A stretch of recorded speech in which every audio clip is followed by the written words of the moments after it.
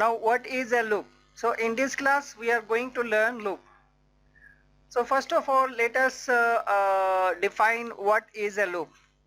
So here a loop is defined as a continuously repeated sequence of instructions which are performed until a given conditions. That means there is a conditions. If a condition is there, then that loop will execute till that condition satisfied, and a loop which has no terminating condition is termed as infinite loop. Okay. So infinite loop का मतलब हो गया कि ये ना खत्म होने वाला लूप है, बट अगर हम कंडीशन अगर हम देते हैं तो वहां पर लूप में लूप एग्जीक्यूट करेगा until the condition is satisfied. So जैसे कि ईच एंड एवरी लूप में जो है वो तीन चीज होता है. दैट इज एक इनिशियल पॉइंट होता है, एक इनिशियल होता है जहां से स्टार्ट होगा, दूसरा होता है कंडीशनल पॉइंट होता है जहां से जहां तक जाएगा, एंड तीसरा होता है वो कैसे जाएगा, that is the iterations. And एक और चीज यहाँ पर है, that is initial means starting, conditional and iterations. And loop जो है दो तरह का होता है. लूप जो है दो तरह का होता है. एक होता है तुम्हारा एंट्री कंट्रोल लूप होता है, एंट्री कंट्रोल, एंड एक होता है exit control. So entry control जो होता है उसमें एंट्री करने के टाइम में वो चेक करता है, तो इसमें है for loop and while loop है. एंड एग्जिट कंट्रोल जो है वो डू व्हाइल लूप है. सो एग्जिट कंट्रोल जो है वो डू व्हाइल लूप है.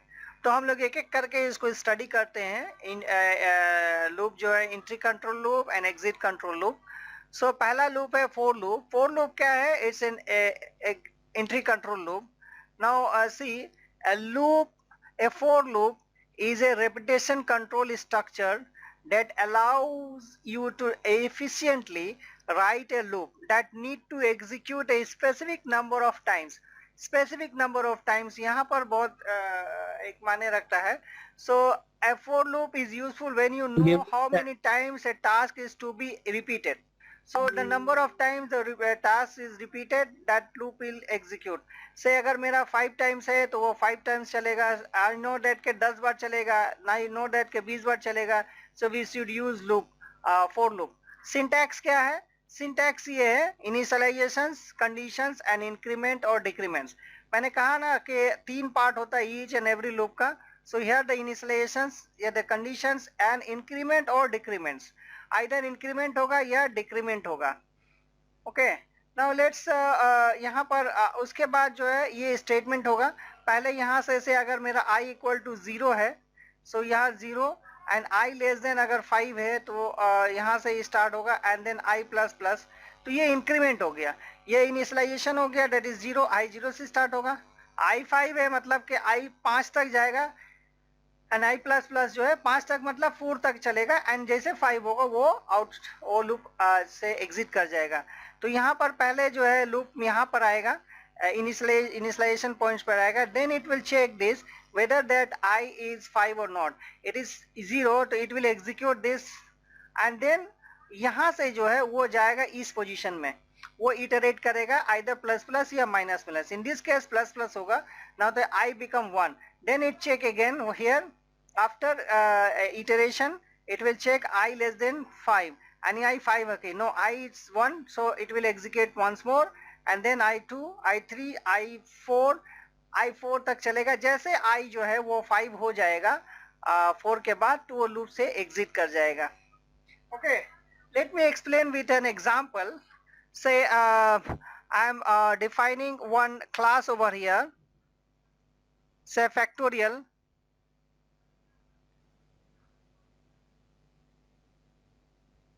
So यहाँ पर int I and then f equal to 1 दे देते हैं, and then say n equal to 5, मतलब 5 numbers of time जो है हम इस लूप को चलाएंगे. So this is a factorial loop. So let's see first यहाँ पर i जो है i इक्वल टू 1 लेते हैं and i less than equal to n लेंगे यहाँ पर and then i plus plus. तो यहाँ पर जो है i जो है 1 से स्टार्ट हो रहा है एंड देन यहाँ पर जो है i क्या है 5 है, तो i जो एग्जीक्यूट करेगा तो उसके बाद एग्जीक्यूट करने के बाद लूप में इन करेगा, लूप में इन करने के बाद यहाँ पर होगा f equal to f into i and then यहाँ पर जो है फर्स्ट ऑफ ऑल फर्स्ट यहाँ पर f में 1 है एंड i में 1 है, तो ये 1 इंटू 1 जब i 1 रहेगा तो i चेक कर रहा है 5 है नहीं है, तो यहाँ पर i इंटू 1 कर दिया।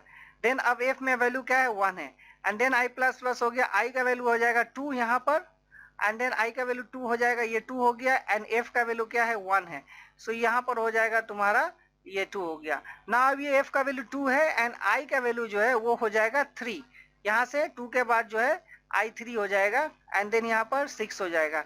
अब f का वैल्यू यहाँ पर 6 हो गया, 6 के बाद जो है i जो है फिर अगेन यहाँ पर 4 हो जाएगा प्लस प्लस, तो यहाँ पर ये 6 है, 6 into 4 that is 24 and then फिर यहाँ पर जो है ये f का वैल्यू अब 24 हो गया, देन ये जो है 5 हो जाएगा, तो 24 इंटू 5 ये हो गया 120। ना 120 जो है ये हो गया f का वैल्यू, ओके f का वैल्यू 120 हो गया ना। 120 होने के बाद नेक्स्ट वैल्यू i का वैल्यू क्या हो जाएगा वो 6 हो जाएगा। अब चूंकि ये जो है i less than equal to n है यानी i 5 तक चलेगा, जो 6 जैसे ही होगा वो लूप से बाहर निकल जाएगा एंड यहाँ पर आके उसको जो है हम यहाँ पर प्रिंट कर सकते हैं, प्रिंट ln, तो यहाँ पर हमने f डाल दिया एंड देन ये ब्रैकेट क्लोज एंड देन यहाँ पर ये ब्रैकेट क्लोज। तो इस ढंग से हम लोग जो है देखें कि एक जो है फॉर लूप का इस्तेमाल हमको कैसे है ना। यहाँ पर देखो कि सबसे पहली बात है कि हमको यहाँ पता है कि लूप जो है वो मेरा 5 टाइम्स चलेगा, so that is why I am using here for loop, okay. So and कब तक चलेगा, जब तक इक्वल टू 5 नहीं होता है। एंड अगर मान लो कि मेरा अगर ऐसे लूप चले फॉर i इक्वल टू 0 से अगर स्टार्ट होता है, i लेस देन से 5 and they i plus plus से हम इसको इस वैल्यू को i को अगर हमको प्रिंट करना system dot out dot print ln i, तो यहाँ पर i जो है ये प्रिंट ln डी है तो i का फर्स्ट वैल्यू क्या होगा 0 होगा, तो यहाँ पर 0 का प्रिंट करेगा। देन i का वैल्यू नेक्स्ट वैल्यू क्या हो जाएगा i plus plus that is 1 हो जाएगा, 1 प्रिंट करेगा, फिर i का 2 प्रिंट करेगा, 3 करेगा, 4 करेगा, 4 तक करेगा। जैसे ही i 4 के बाद क्या होगा, ये i 4 के बाद i जो है वो 5 हो जाएगा प्लस प्लस, सो जैसे 5 होगा वो चेक करेगा कि i जो है अब 5 हो गया, i जो है लेस देन 5 यानी जब तक के 5 के नीचे नहीं होता वो एग्जीक्यूट जो है वो करता रहेगा। जैसे i इक्वल टू 5 हो जाएगा वो एग्जिट कर जाएगा, तो दैट मीन्स ये 0 से लेके 0 1 2 3 4 ये प्रिंट करेगा। तो ये हुआ फॉर लूप। नाउ नेक्स्ट हम लोग जो चलते हैं वो है while loop. So what is a while loop? The while statement is a repetition statement. It is an entry control loop and has the following syntax: while conditions, then statements, then you see here the condition is that, so this is also entry control loop and यहाँ पर while loop जो है हम लोग यहाँ पर भी हमको अगर मालूम है कि कितना नंबर ऑफ टाइम्स लूप चलेगा तो ले सकते हैं, लेकिन जनरली हम लोग यूज करते हैं while लूप के वहाँ पर जहाँ पर जो है वो हमको इंफॉर्मेशन मालूम नहीं होता है। So entry control loop that is while loop. So for loop भी है, while फॉर लूप भी जो है वो एंट्री कंट्रोल लूप है and while loop entry control loop. तो सवाल ये पैदा होता है कि दोनों लूप में हम कौन सा लूप कब यूज करेंगे। ये लूप हमने पहले कहा कि ये लूप जब हमको पता है कि how many number of times the loop will execute, so इस लूप को एग्जीक्यूट करेंगे। एंड यहाँ पर अगर हमको पता है कि कितना नंबर ऑफ टाइम्स लूप चलेगा हमको नहीं पता है पहले से, तो हम जो है while लूप यूज करेंगे, okay. The statement with in the while block between the opening and closing curly brace are executed as long as the condition is true, यानी जब तक ये कंडीशन ट्रू होता है तब तक वो चलेगा। जैसे कि सो यहाँ पर जो है if we have only one statement then there is no need to use braces. ये तो कोई भी स्टेटमेंट में अगर इफ स्टेटमेंट में या व्हाइल स्टेटमेंट में अगर रहे तो अगर मेरा एक स्टेटमेंट है तो करली ब्रेस का जरूरत नहीं पड़ेगा, but more than one statement होगा तो उसमें हमको करली ब्रेस का जो है जरूरत पड़ेगी। So let's see one example. Sir यहाँ पर से सपोज करो कि यूजर एक एंट्री करेगा कोई भी एनी नंबर्स, एनी से एनी नंबर से, बट यहाँ पर हम ले लेते हैं से एन में हम एक वैल्यू ले लेते हैं say 3492। Now I want this numbers digits to be sum. Okay, like say यहाँ पर जो है इस डिजिट में क्या क्या है, 2 है, देन 9 है, देन 4 है, देन 3 है। बट यूजर यहाँ 4 डिजिट का है, यूजर कोई भी 5 डिजिट का भी मेरा कर सकता है, 3 डिजिट का भी कर सकता है entry.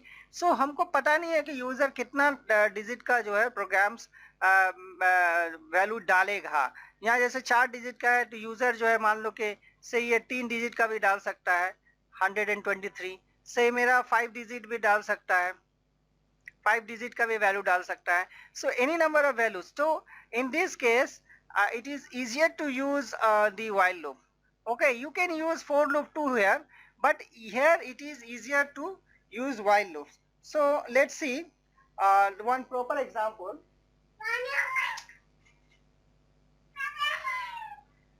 One proper example, say class,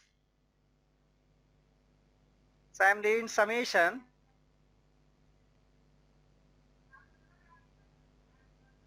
public static void main string, then यहाँ पर जो है हमने वैल्यू लिया int n एंड से हमने यहाँ पर लिया s equal to 0 and then एक रिमाइंडर के ले लेते हैं a।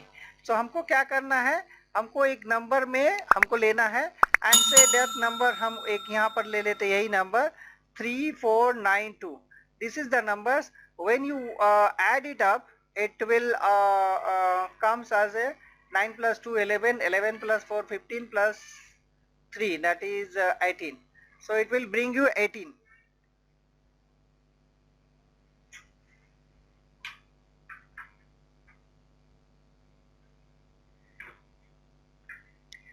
Now let's see कि हम लोग इसको while loop में कैसे यहाँ यूज करेंगे। अब यहाँ पर हम कैसे यूज करेंगे कि n जब तक मेरा 0 नहीं होता है तो यहाँ पर एक हम लगाते हैं while loop n not equal to है बेसिकली। अब जो यूज यहाँ पर हुआ है वो कब तक चलेगा, जब तक n 0 नहीं हो रहा है। तो यहाँ पर फर्स्ट टाइम में जो है n में क्या है, n में है तुम्हारा 3492। नाउ अब हम डिवाइड करेंगे, दैट इज 3492 परसेंटेज 10।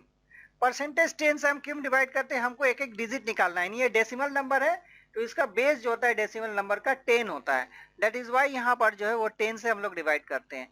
तो अगर हम 10 करते हैं यहाँ पर 10 से अगर मॉड डिवीजन करते हैं तो मेरा यहाँ पर वैल्यू क्या आएगा, यहाँ वैल्यू आएगा 2।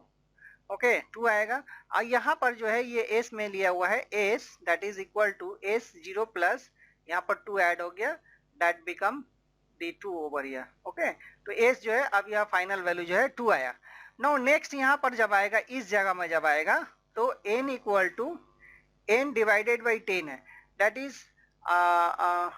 Is 3492 divided by 10। इसका मतलब क्या हो गया कि मेरा जो वैल्यू जो डिवाइड होके आएगा वो आएगा 349.2।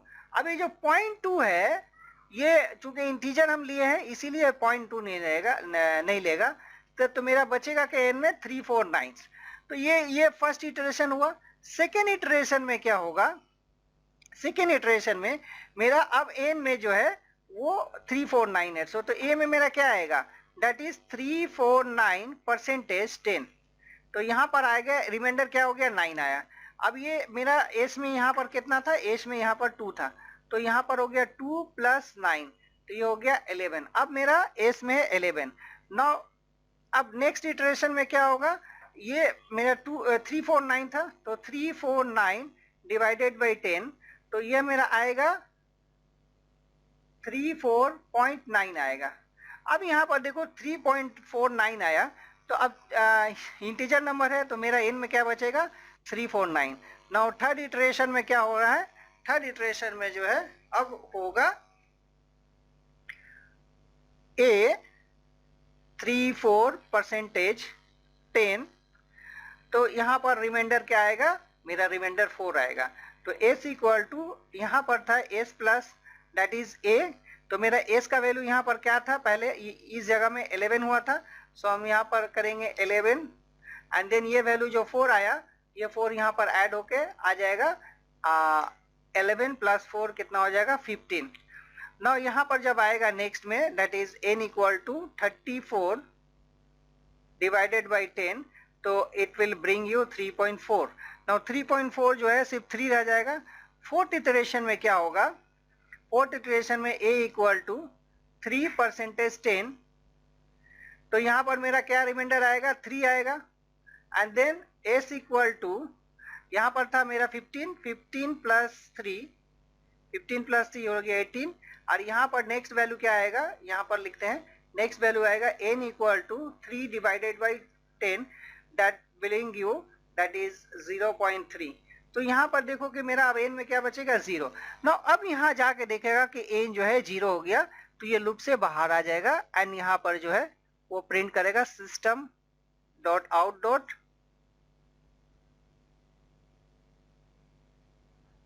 println s सेमीकोलन, देन ये ला करली ब्रेस यहाँ बंद हो जाएगा, ये करली ब्रेस यहाँ बंद हो जाएगा। तो ये रहा व्हाइल लूप का एक एग्जांपल्स। नेक्स्ट हम लोग आते हैं डू व्हाइल लूप के तरफ। तो डू व्हाइल लूप जो है ये हम जैसे कहा कि it is an exit control loop, तो do while is an exit control loop. See here it's an exit control loop. The do while loop in actually ये सी हो गया। The do while loop in Java has the following syntax, that is do then statements, then यहाँ पर देखो कि condition यहाँ पर last आता है, तो यहाँ पर एक बार तो एंट्री होगा ही। अगर जैसे कि यहाँ पर अगर ये वाला सिंटैक्स में पिछला वाला जो सिंटैक्स था से मेरा अगर से यहाँ पर से i इक्वल टू से 5 है एंड हम यहाँ चेक कर रहे हैं while i लेस देन 5, तो यहाँ पर आके पहले ही चेक करेगा, ये लूप में इन ही नहीं करेगा बिकॉज i जो है i ऑलरेडी 5 है, so it will not inter. So this is the entry control loop. Entry करने के टाइम में ही चेक करेगा। एंड देन एग्जिट कंट्रोल में क्या था, ये while loop exit control loop है। सो यहाँ पर जो है एग्जिट करने के टाइम में जो है वो चेक करेगा। तो यहाँ पर अगर मान लो कि i अगर हमने 5 दे रखा है एंड देन यहाँ पर शुरू हो रहा है डू एंड देन लूप में आई स्टेटमेंट आएगा एंड देन while, देन यहाँ पर है i लेस देन 5, बट चूंकि चेक बाद में हो रहा है इसीलिए एक बार ये लूप के अंदर में एंट्री करेगा। Once it will enter one time, that is first time it will enter into the loop and otherwise जो है वो जब नीचे में आएगा, यहाँ पर नीचे का साइड में आएगा, तो वहाँ पर देखेगा कि लूप जो है नेक्स्ट टाइम में जब इटरेट करेगा तो नेक्स्ट टाइम में देखेगा कि ये लूप ऑलरेडी फॉल्स हो गया, तब ये लूप से एग्जिट कर जाएगा। लेकिन डू व्हाइल जो है वो एक बार जो है एंट्री जरूर करेगा इसके अंदर में। डू व्हाइल जनरली हम लोग मेनू ड्रिवन प्रोग्राम के अंदर में करते हैं, menu driven programs. Okay, menu driven program के अंदर इसीलिए करते हैं कि हम लोग को एक बार मेनू के अंदर में आना जरूरी है। जैसे कि गेम खेलते हो तुम लोग, तो गेम में जब भी एंट्री होता है तो हम लोग का एक मेनू आता है, 1 आता है, 2 आता है, 3 आता है। तो इस ढंग से 1 में स्टार्ट होता है, मे बी 2 में से प्लेयर चुनने को होता है, 3 में मान लो कि एग्जिट होता है। तो जैसे एक एग्जांपल लेते हैं, तो मेरे लूप के अंदर तो एंट्री होगा तभी तो हम लूप एग्जीक्यूट करेंगे। सो इसीलिए डू व्हाइल जो है वो जनरली मेनू ड्रिवन प्रोग्राम होता है। आई थिंक इस क्लास में जो है हमने लूप के ऊपर कंसंट्रेट किया हुआ है एंड ये पूरा लूप जो है क्लियर हुआ होगा। अगर किसी को नहीं किया होगा तो फिर हमको वो बताए, देन हम लोग